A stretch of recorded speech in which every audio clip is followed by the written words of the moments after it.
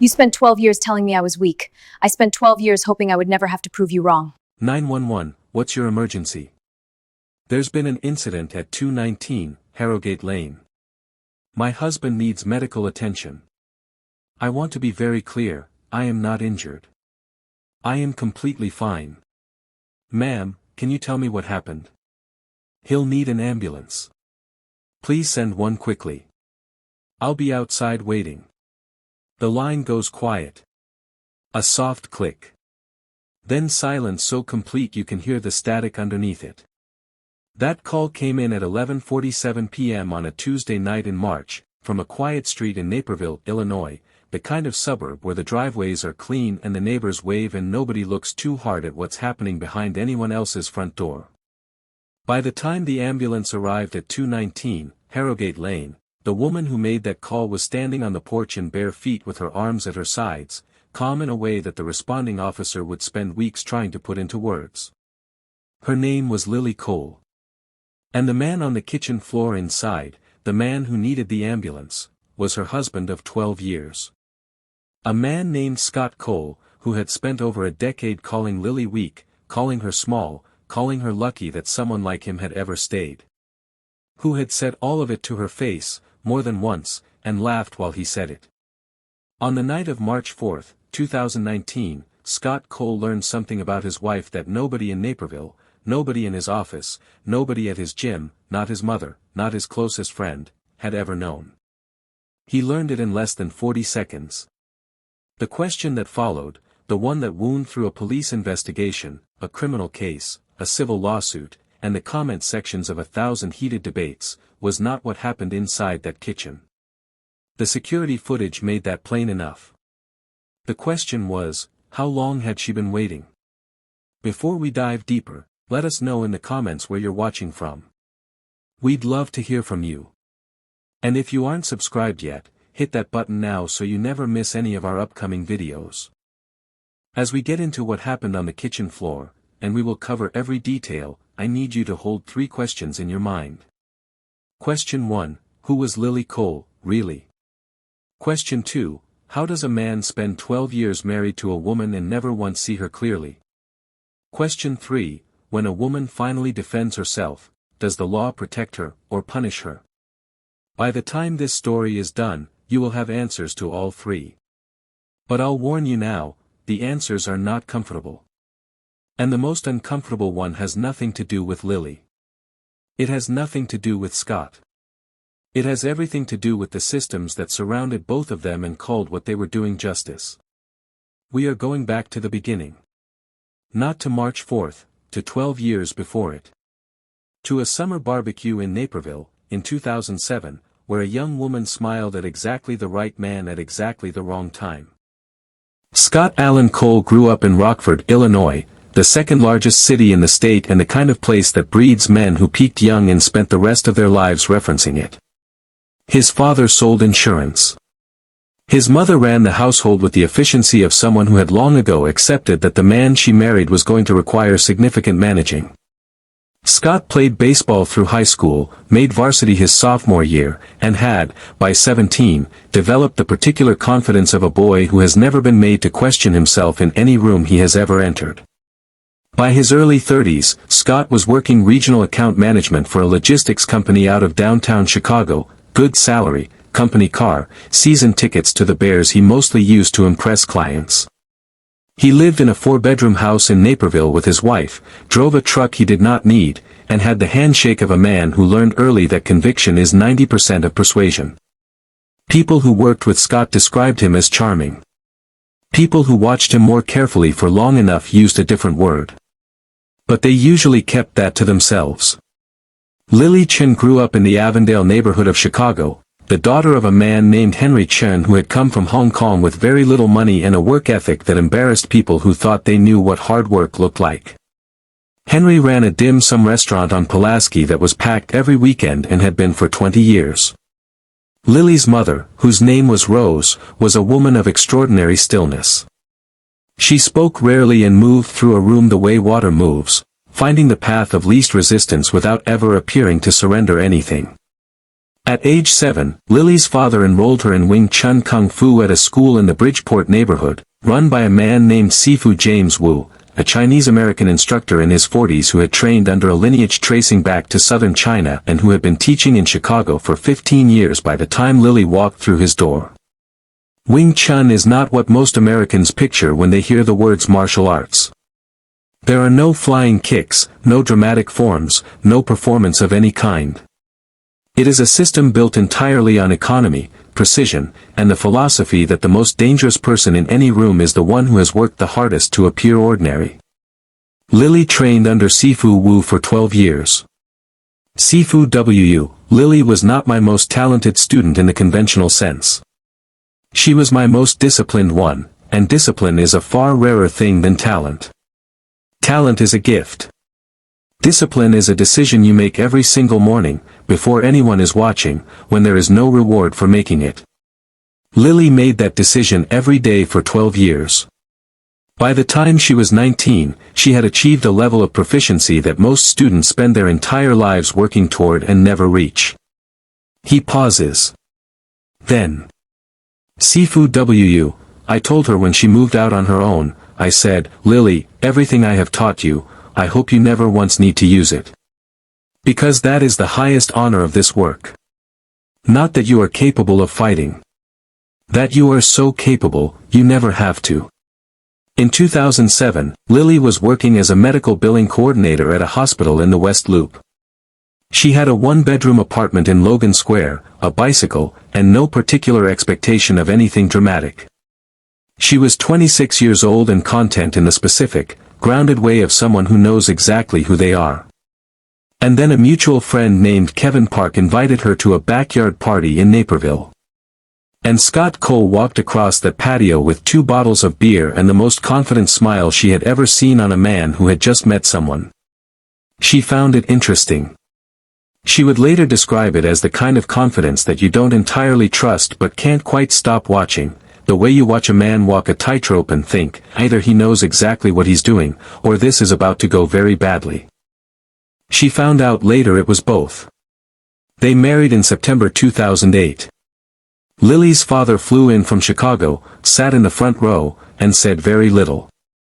Sifu Wu sent flowers and a handwritten card that read, "Be well. Come home if you need to." For 11 years, she didn't need to. And then, something that had always been present, just beneath the surface of their life together, stopped being subtle. People who have never been inside an abusive marriage tend to imagine it starting with something obvious. A shout. A thrown object. A clear moment where a line gets crossed and anyone present would recognize it. That is almost never how it actually begins. It begins with a comment. Delivered not in anger but in the flat, measured tone of someone correcting a small error. A remark about the dinner. A word about how she presented herself at a work event. A habit Scott had of finishing Lily's sentences in front of friends, not because he knew what she meant to say, but because he had already decided what she should mean, and it was faster that way. Small things. The kind that don't leave any marks you can point to. The kind that accumulate. By year 4, the comments no longer came with any attempt at softening. The tone had shifted into something more settled, the tone of a man who had quietly assessed the consequences of speaking that way to his wife and determined that there were none. No pushback. No change. No reason to adjust. By year 6, their neighbor across the street, a woman named Brenda Calloway who had lived on Harrogate Lane for 11 years, would tell investigators she had noticed something she couldn't fully name. Not fighting, she said. Not anything dramatic. Just the way Scott talked to Lily at neighborhood gatherings. The way he would reroute her mid-sentence. The way Lily's eyes would drop slightly when he did it, and then come back up, and continue as if nothing had happened. Brenda Calloway, you know how you can tell the difference between a couple that argues and a couple where one person has just given up arguing? Where they've learned that saying something back costs more than it's worth. That's what I was seeing. I didn't have the language for it at the time. I do now.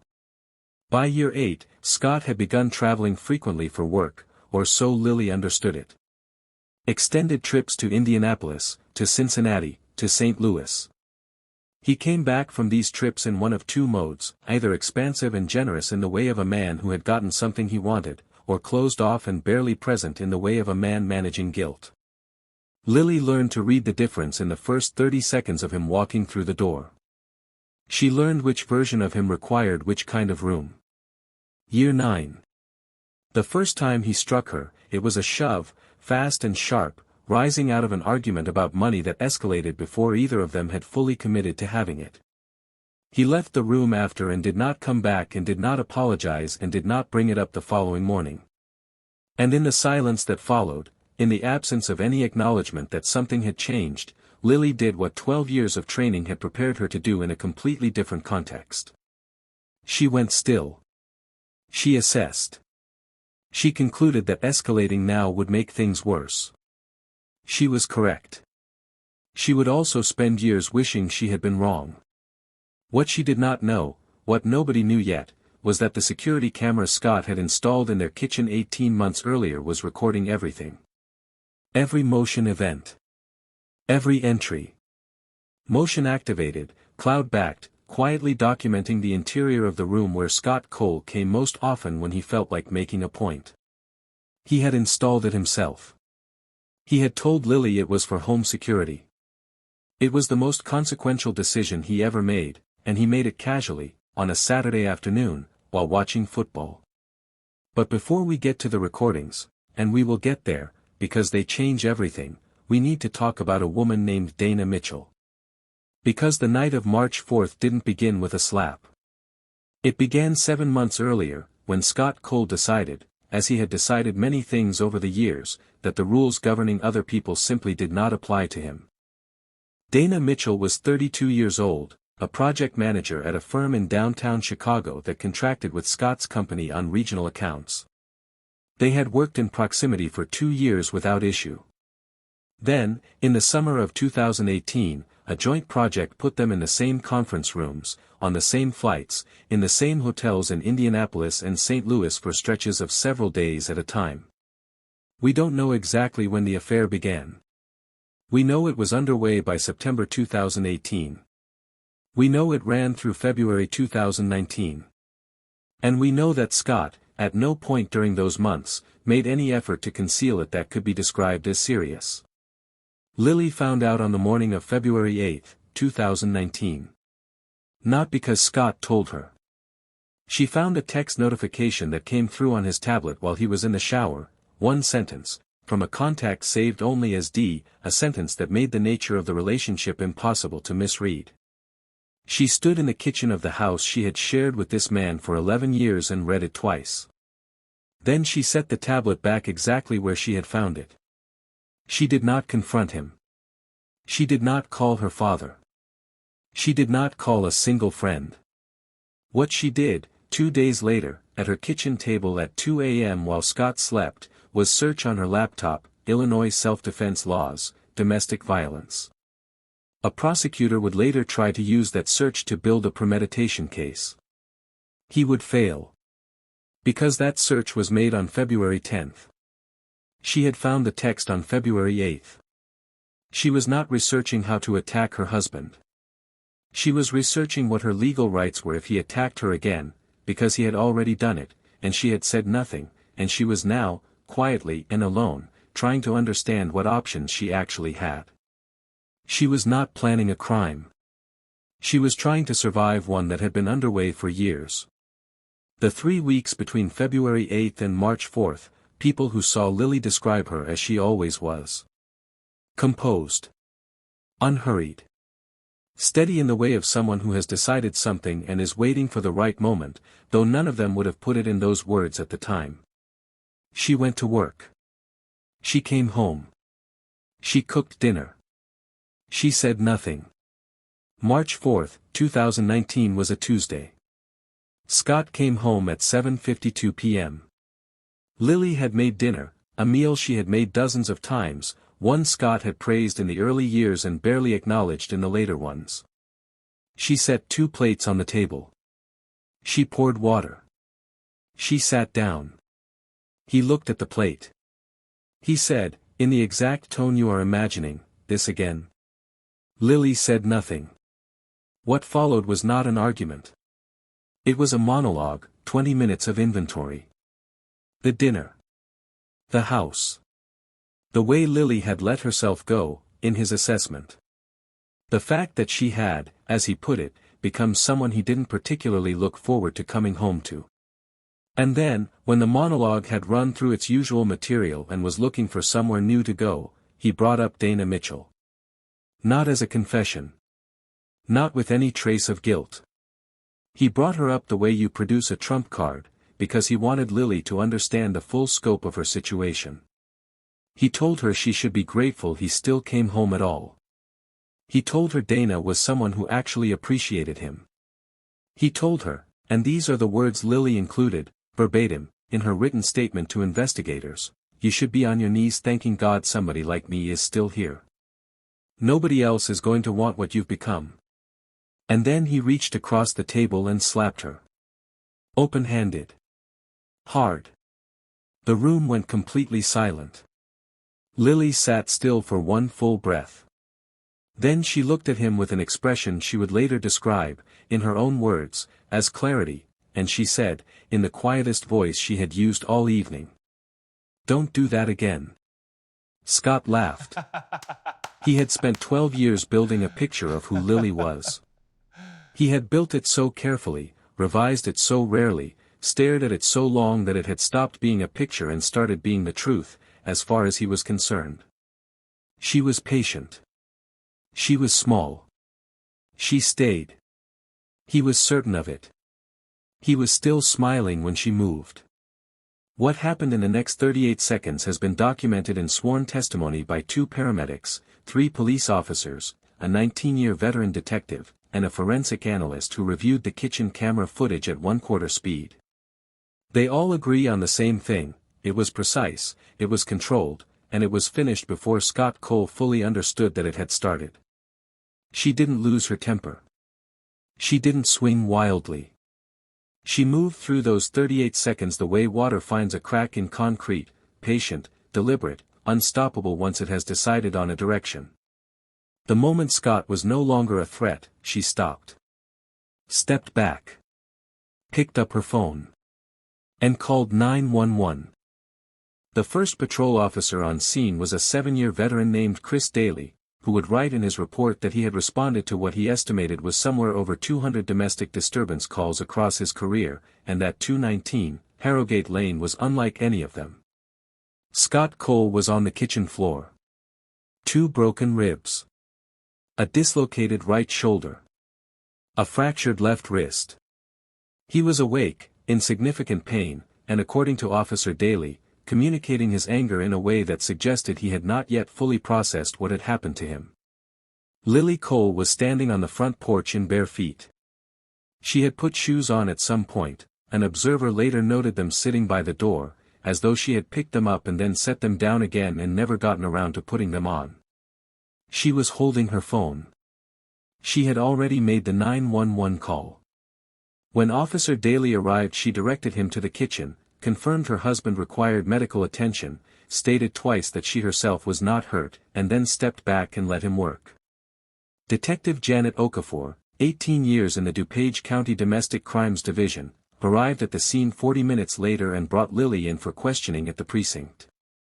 Lily waived her right to counsel without hesitation, sat down across from Detective Okafor, and when asked to describe the events of the evening, gave the following statement, which I am reading word for word from the case file.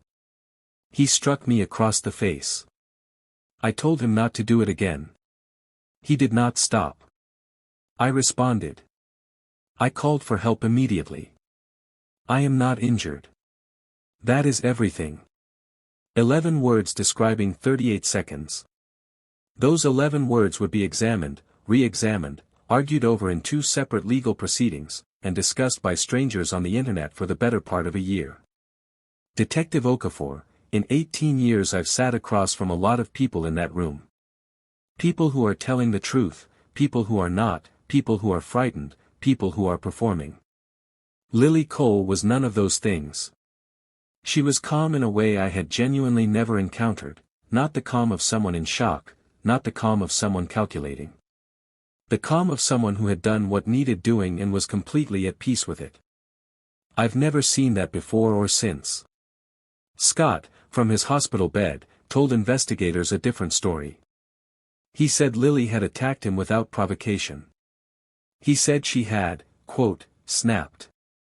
He used the word animal twice in the same interview.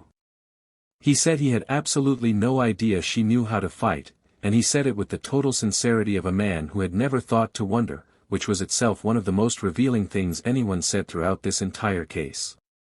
3 days into the investigation, a digital forensics review of Lily's laptop surfaced that February 10 search, Illinois self-defense laws, domestic violence, and the assistant state's attorney assigned to the case, a man named Dale Ferris, looked at it and started building a premeditation charge. A woman who researched self-defense law 3 weeks before an incident, Ferris argued, was a woman who had planned that incident. It was a coherent argument. It was built on a timeline that collapsed the moment anyone looked at it carefully. February 8, she found the text. February 10, she searched the law. March 4, the incident. She wasn't planning an attack. She was a woman who had already been hit, who had chosen not to report it, who had now found proof of an affair she had suspected for months, and who was sitting alone in her kitchen at 2 in the morning trying to understand what she was legally allowed to do if her husband hit her again. The search wasn't premeditation. It was survival planning. Those are not the same thing. While Ferris built his case, Detective Okafor had made a call to Chicago. Reviewing Lily's background, she had come across a reference to a martial arts school in Bridgeport. She called. 2 days later, Sifu James Wu called back. The conversation ran 90 minutes. What he told her shifted the direction of the investigation entirely. He explained the principles of Wing Chun, the economy of it, the restraint built into its highest levels. He explained that a practitioner at Lily's degree of proficiency is trained, above all else, in proportionality. You use only what stops the threat. You stop the moment the threat is neutralized. Not before, not after. The system is designed to be a precision instrument, not a weapon. Sifu Wu, what she did that night, 2 ribs, a shoulder, a wrist, I want to be very clear about what that tells you. That is not maximum damage. That is not someone who lost control. That is someone who applied exactly the force necessary to end a threat and then withdrew.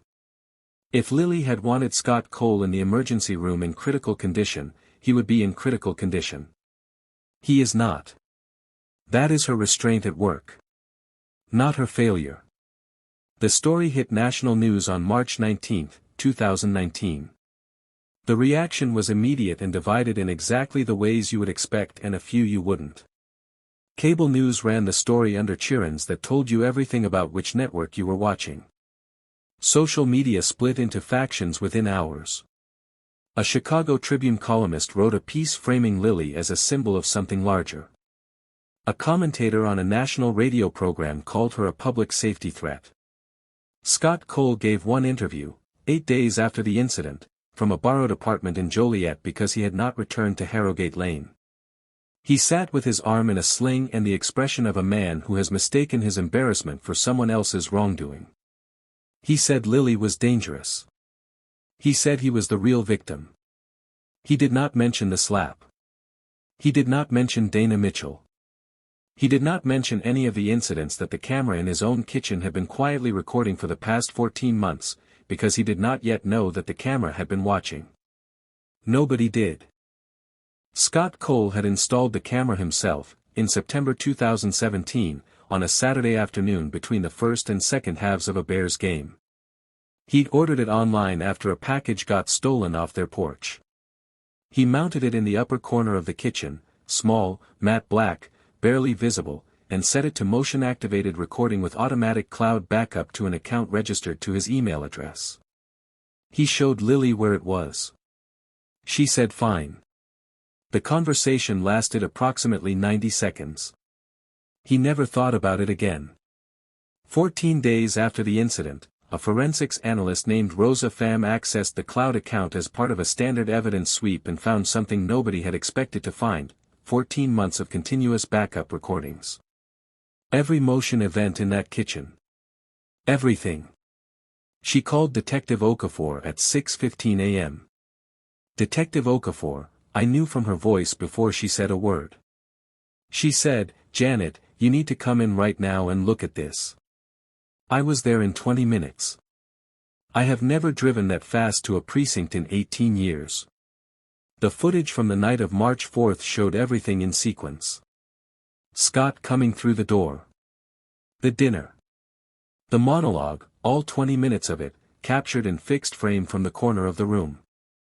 The moment he told Lily about Dana, not with remorse but with the casual cruelty of a man laying out the terms of someone else's situation. And Lily's face when he did, which is not the face of shock. It is the face of someone who has been waiting for a confirmation, and has just received it, and is now very quietly deciding what comes next. It showed the slap. It showed the 4 words. It showed Scott laugh. And it showed the 38 seconds that followed, which a martial arts expert retained by the defense reviewed frame by frame and described in a formal court submission as technically precise, deliberately controlled, and non-lethal in intent. She moved through those 38 seconds without a wasted motion, without escalation, without anything that resembled anger. The moment Scott stopped being a threat, she stopped. Took one step back. Reached for her phone. But the footage from March 4th was not what made Rosa Pham call at 6 a.m. The cloud account held 14 months of backups. 14 months of motion events in that kitchen. 14 months of a marriage that had not been what it appeared to be from the outside. Investigators found 9 separate incidents of physical aggression by Scott Cole against his wife in those recordings. A shove against the refrigerator, hard enough that Lily's hand shot back to catch herself before her head hit the cabinet. A grabbed wrist, wrenched at an angle that made the analyst watching the footage wince. An incident from November 2018, Scott shoved Lily from behind while she stood at the kitchen sink. She hit the edge of the counter. And she turned back to the dishes. She did not turn around to face him. She did not raise her voice. She did not make a single movement that suggested self-defense or retaliation of any kind. She turned back to the dishes. In 9 incidents across 14 months, Lily Cole did not raise her hands once. She did not call police once. In every single recording, she waited until Scott left the room. Then she stood back up. And continued with whatever she had been doing. Detective Okafor, I've worked this unit for 18 years. I have seen people endure things you would not believe.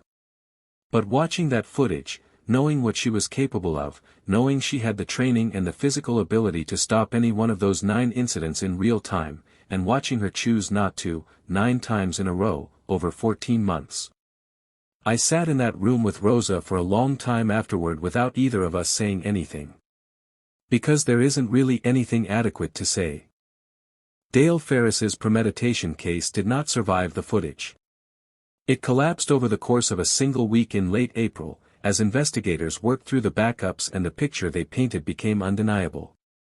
The charge against Lily was dropped on April 28, 2019, quietly, on a Monday morning, with no press release and no apology.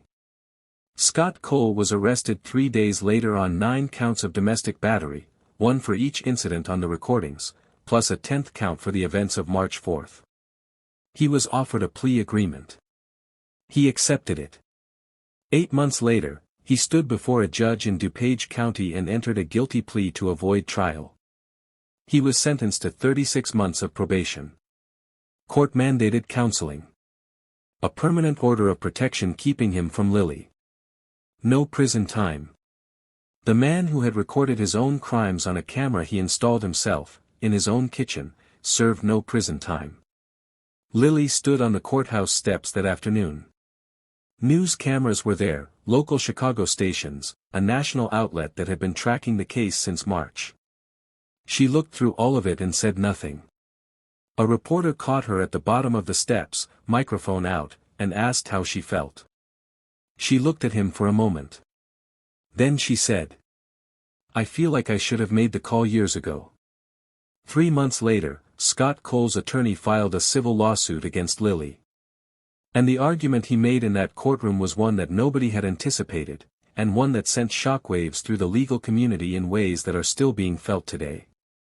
Scott's attorney was a Chicago-based civil litigator named Gerald Price, methodical, experienced, and clear-eyed enough to know that the criminal case was finished the moment that footage surfaced.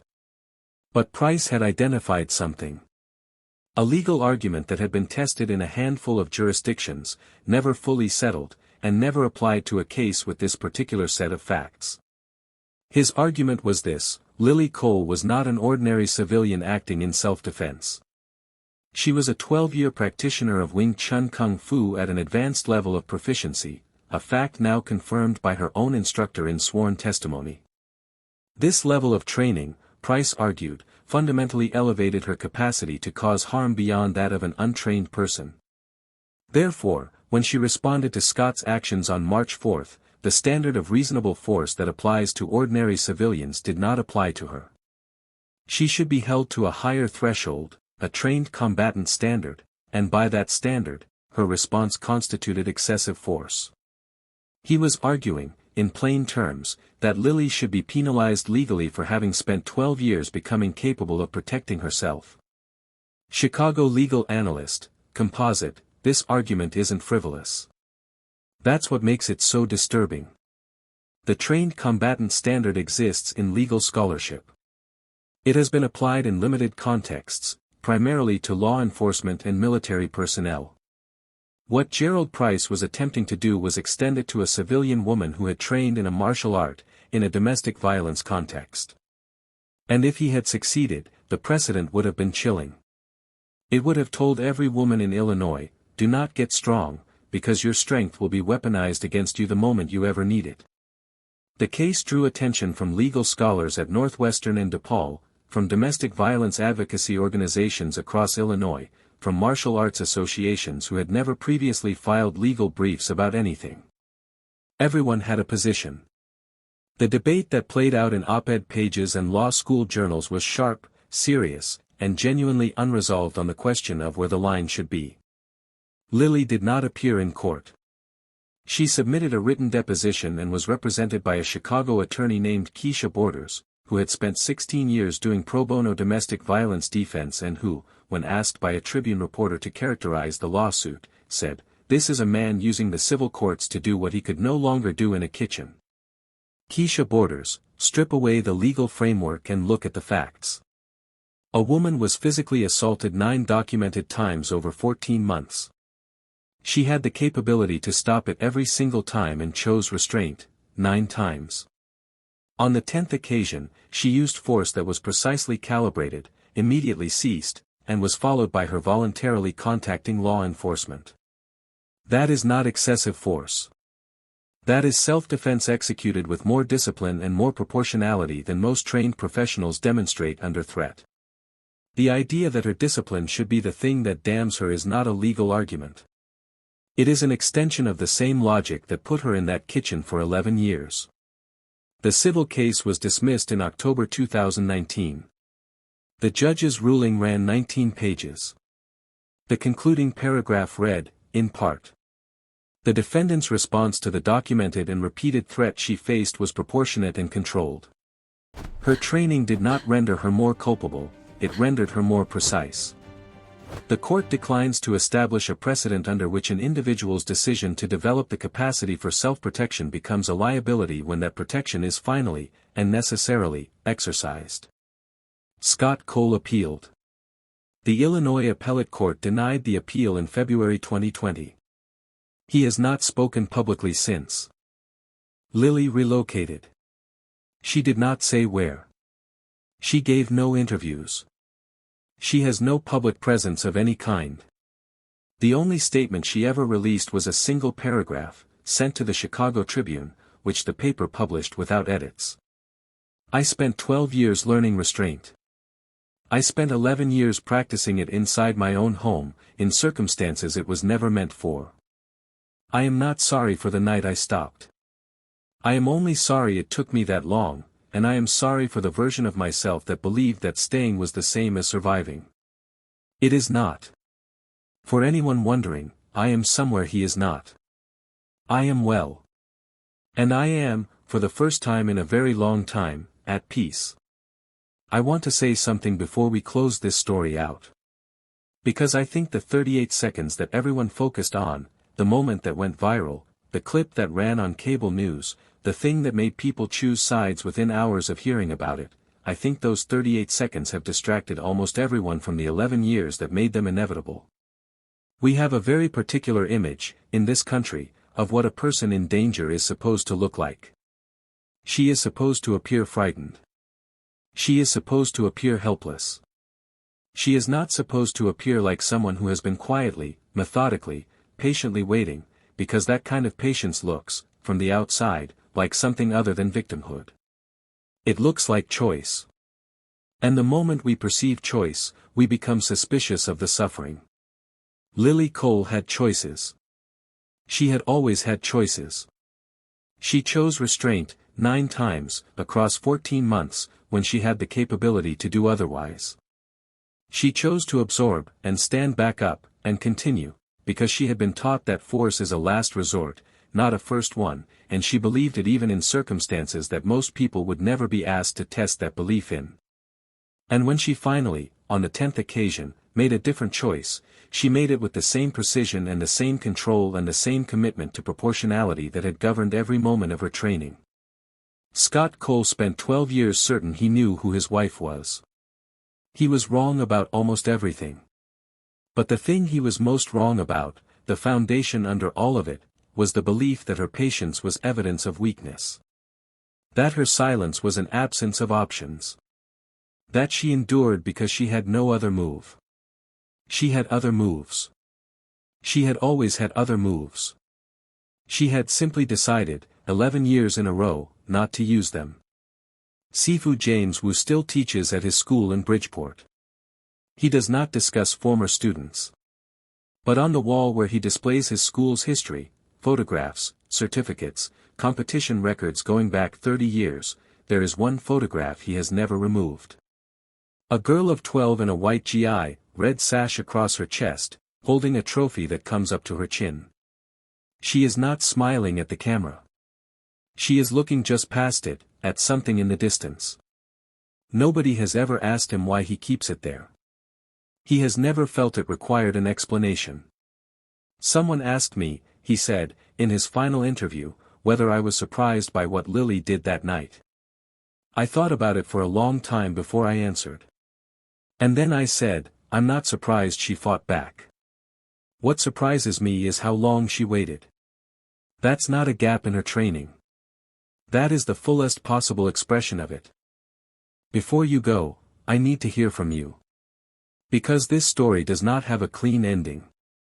It has a legal outcome, and a protective order, and a woman somewhere in this country who says she is at peace.